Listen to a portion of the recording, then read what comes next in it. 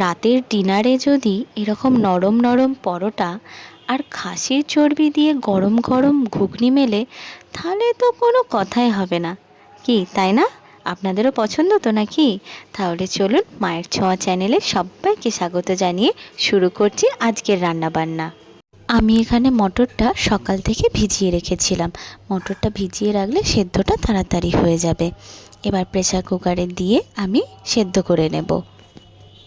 আমি এখানে প্রথমে দুটো সিটি খাইয়ে নিচ্ছি, কারণ মটরটা একটু আধ সেদ্ধ করে রাখতে হবে। ঘুগনিতে তো আলু ছাড়া ঠিক জমে না, তাই আলু দিয়ে আমি আবার দুটো সিটি খাইয়ে নেব। এই যে এবার আমি আলু দিয়ে দিচ্ছি, ছোট্ট ছোট্ট করে কেটে রাখা আলু দিয়ে দিলাম।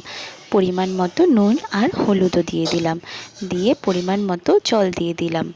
আমি এখানে মোট 4টে সিটি খাওয়াতে আমার আলু আর মটর সেদ্ধ হয়ে গেছে। আপনারা আপনাদের মতো করে দেখে সেদ্ধ করে নেবেন।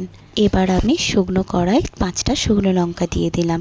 নাড়াচাড়া করতে করতে যখন লঙ্কার রঙটা চেঞ্জ হয়ে আসবে, তখন দিয়ে দিতে হবে দারুচিনি এবং কয়েকটা ফাটানো এলাচ, দিয়ে একটু নাড়াচাড়া করে নিতে হবে। এবার জিরে দিয়ে আবারও একটু নাড়াচাড়া করে নিতে হবে।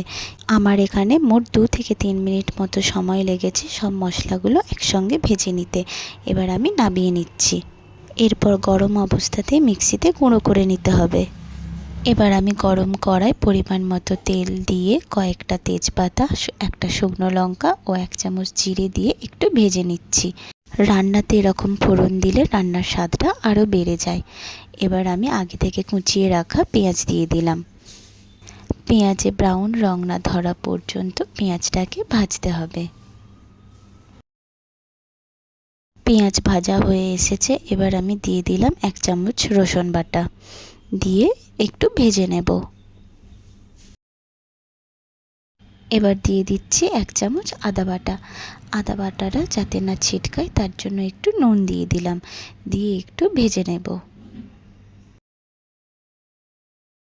এইবার দিয়ে দিলাম পেঁয়াজ বাটা, দিয়ে আবারও একটু নাড়াচাড়া করে নেব। সব মশলা খানিকক্ষণ নাড়াচাড়া করার পরে এবার আমি আগে থেকে কেটে রাখা টমেটোগুলি দিয়ে দিলাম, দিয়ে একটু লঙ্কা ও হলুদ দিয়ে দিলাম, দিয়ে বেশ ভালো করে কষাতে থাকবো। মিক্সির জার ধোয়া একটু জল দিয়ে দিলাম, তাতে কি হবে, কষাতেও বেশ সুবিধা হবে।